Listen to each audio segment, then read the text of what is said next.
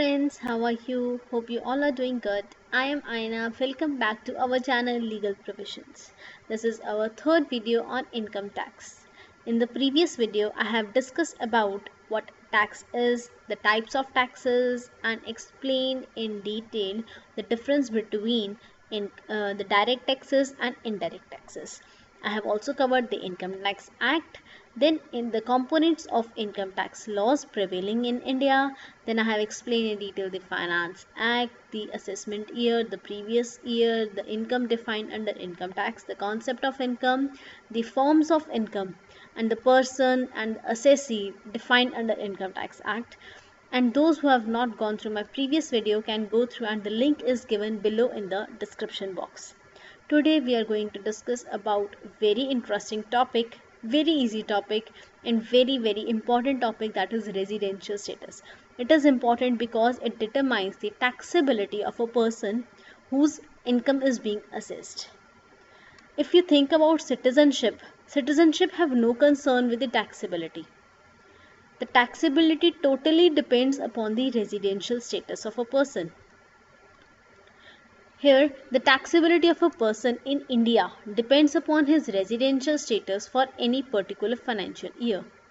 Any individual may be a citizen of India but may end up being a non-resident for a particular year. Similarly, a foreign citizen may end up being a resident of India for income tax purposes for a particular year.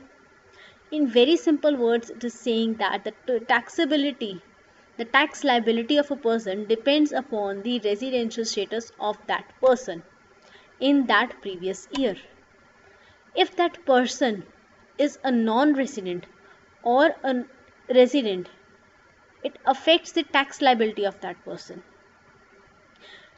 Any individual can be a citizen of India, but he can be either resident of India or non-resident of India for that particular year. Similarly, if a person of non-Indian, that is, he is from any other country other than India, he can be resident of India under the for the purpose of Income Tax Act for a particular year. The residential status of different types of person, that is an individual, a firm, company, association of person, body of individual, is determined differently. The person which is defined under Income Tax Act, each person, the residential status is determined differently for individual, for firm, for company, for association of person, or a body of individuals. Firstly, we will talk about the individual, how the individual is said to be an resident or non-resident. The first level to cross for being a resident or a non-resident is basic condition. If the person is fulfilling the basic condition of being a resident, then he can further divided as being an ordinary resident or non-ordinary resident. Now for this, he has to fulfill the additional conditions. If that person is not fulfilling the additional condition, he will fall under the category of resident but non-ordinary resident. If the person is not fulfilling the basic condition only, then he will fall under the category of non-resident. Now first basic condition, if we talk about, it is 182 days. How? If the person is residing in India for 182 days in a relevant previous year, then he is said to be resident. And I have mentioned here or, that means either first option or the second option. If the person is not fulfilling the first condition, that is first basic condition, that is 182 days, and he is fulfilling the second basic condition, then he is also considered as resident. What is the second basic condition is 60 days plus. That means not only 60 days, along with 60 days he has to consider 365 days or more in the 4 years immediately preceding the relevant previous year. Now relevant previous year, we are considering that, and immediately previous to that relevant year, 4 years before the relevant previous year will be considered for considering the days of number 365 days. Then the additional condition, if the person is fulfilling any of the basic condition, that is either he is falling under first basic condition, that is 182 days, or falling under 60 days plus 365 days, then if he fulfilling the additional condition, then he will considered as ordinary resident. And what these additional conditions are, that is if he is residing for at least 2 out of 10 immediate previous year.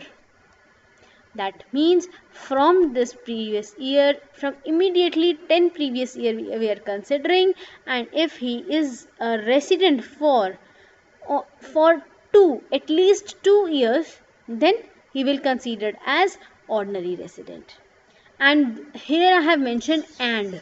That means he has to fulfill both the additional conditions. And the second conditional is he has resided in India for 730 days in the 7 immediately previous years.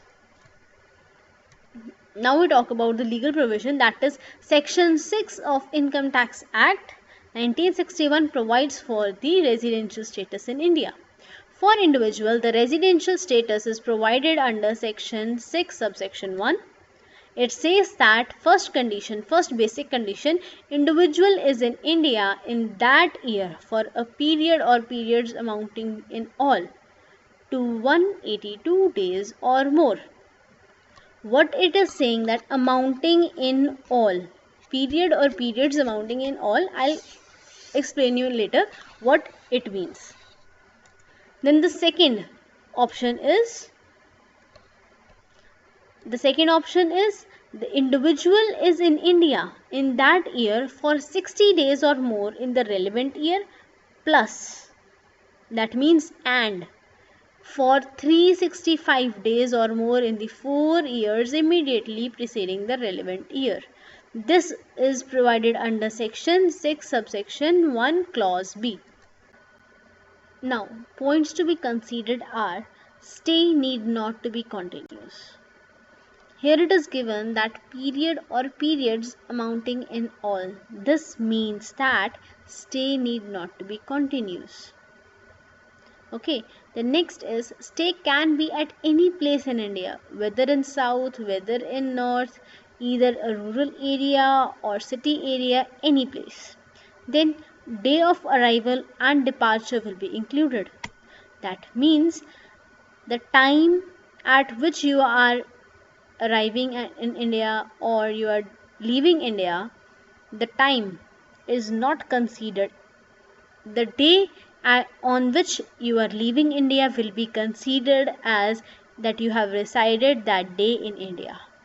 The day on which you arrived India, that will be considered as that you resided that day in India. Now there are exceptions to Section 6 subsection 1 clause B. What this section says, I have previously explained this, that the second condition, basic condition, that is 60 days plus 365 days in the 4 immediately previous to relevant year.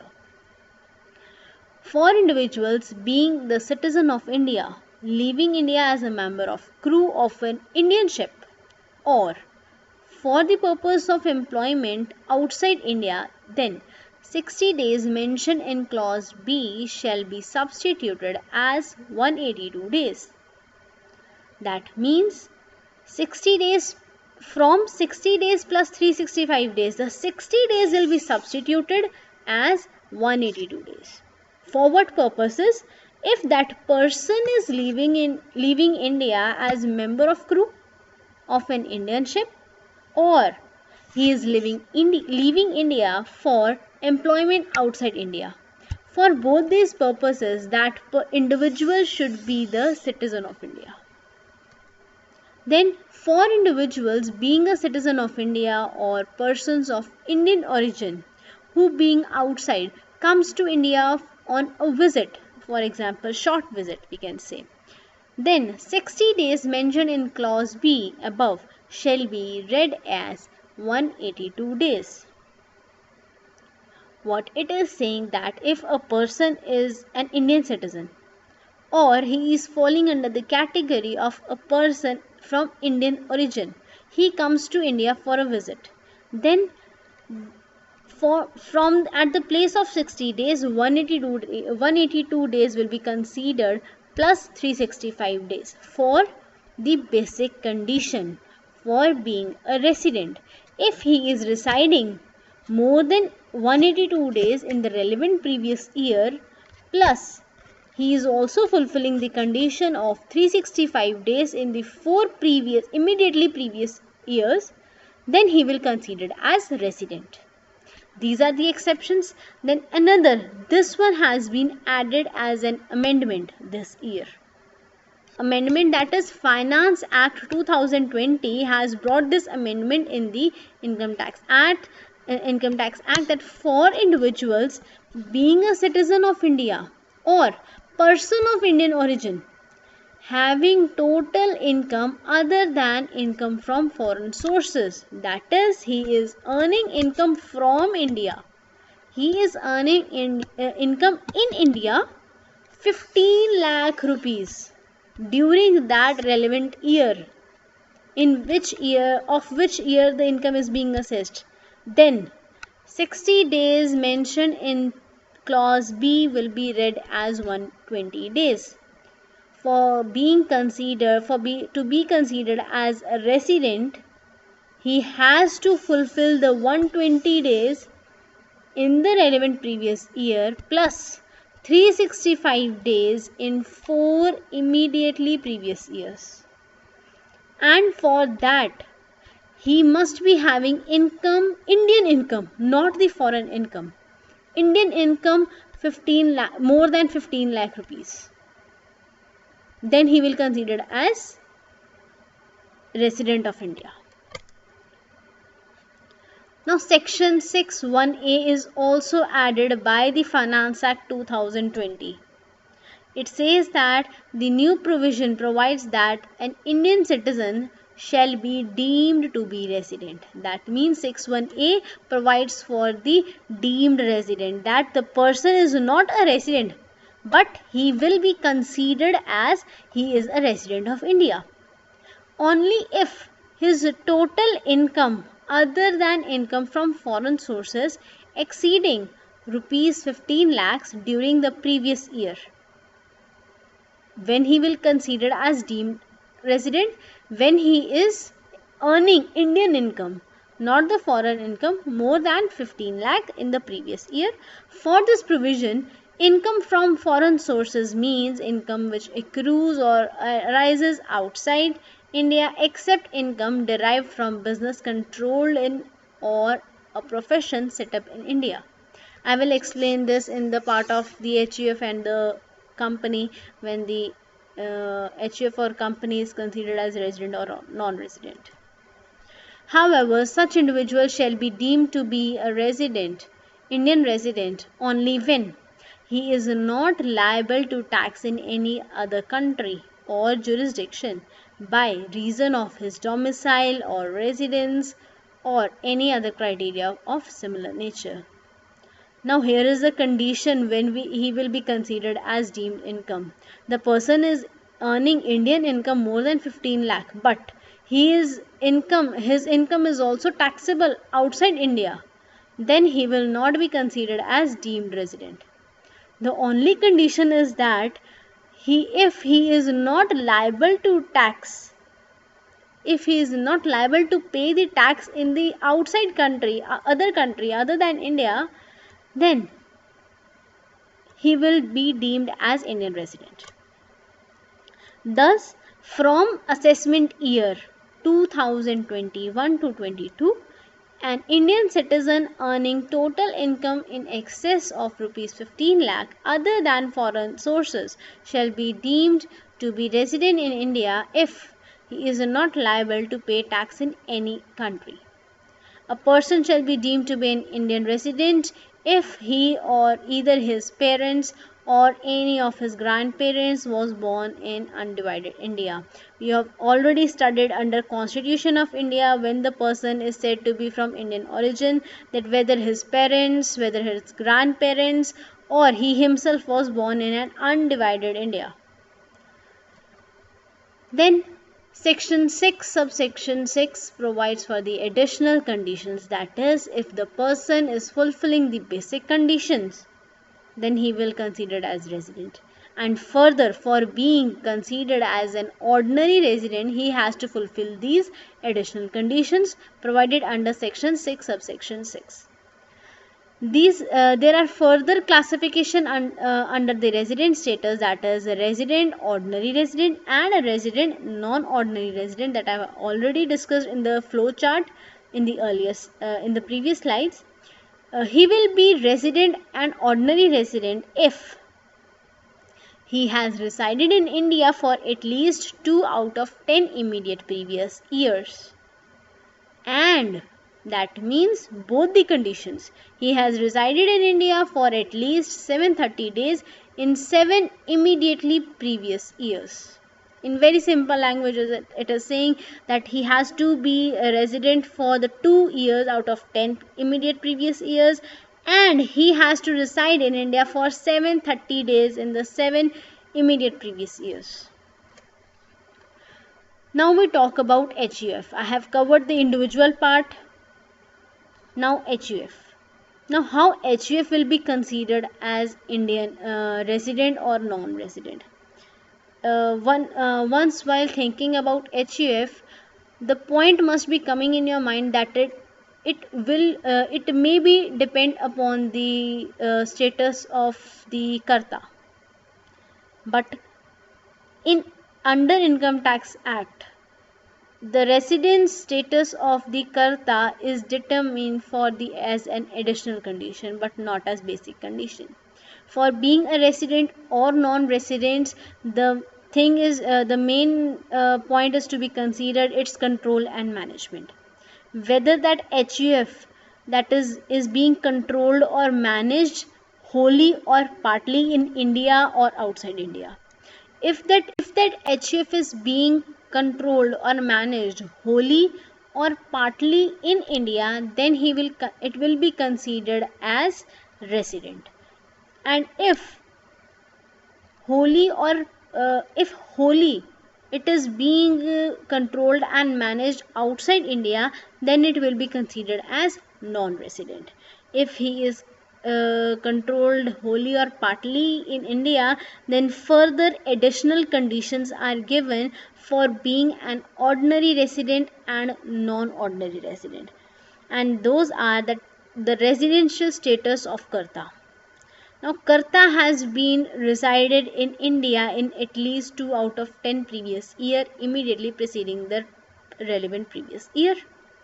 Second is and, that means both the conditions. The karta had been present in India for a period of 730 days or more during 7 years immediately preceding the relevant previous year. That means the additional conditions of an individual will be applied on the karta if that karta of HUF is fulfilling the additional conditions.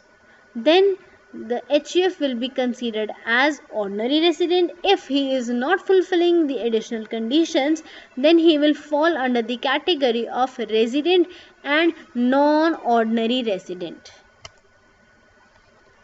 Now next is we talk about company, firm, association of persons and body of individual.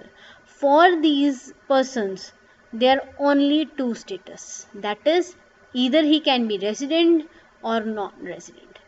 Ordinary resident and non-ordinary resident is nowhere for the company, firm, association of person or BOI. Now for companies it is given under section 6 subsection 3, but for the firm, association of person and body of individual, it is given under section 6 subsection 2, where it is which is given for the HUF. For companies, the conditions must be fulfilled, that is either it has to be an Indian company, that means either it should be registered in India or, that means any one condition. That is, second is its place of effective management, that is taking decisions, taking operative actions in that year in India. In simple word, it is saying that if the company is registered in India, that means it is an Indian company. But if it is not registered in India, that is it's a foreign company, but its effective management is taken out in that year in India, that will be considered as resident.